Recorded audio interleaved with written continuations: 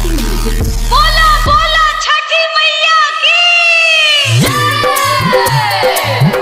छठी मैया छठी मैया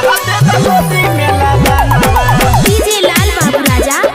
डीजे लाल बाबू राजा छठी मैया गोदी में लाला Neha digital recording studio Begusarai. हे छठी मैया दे द गोदी में लाला नवा छठी मैया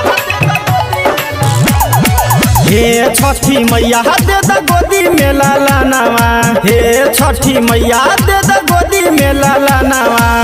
सुन बाटे द्वारा माई सुन बाटे द्वारा माई सुन बायंगा नवा हे छठी मैया दे द गोदी में लाला नवा हे छठी मैया दे द गोदी में लाला नवा mix by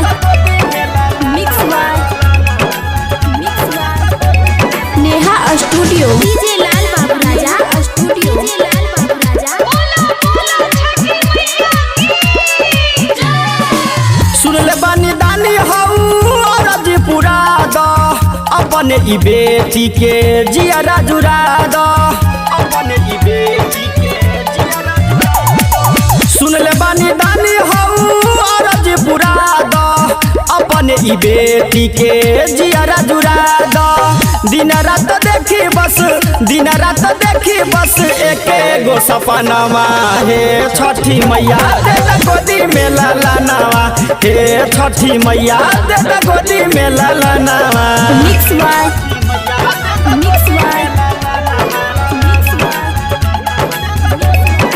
Neha studio DJ Lal Babu Raja studio DJ Lal Babu राजा। बोला बोला छठी मैया की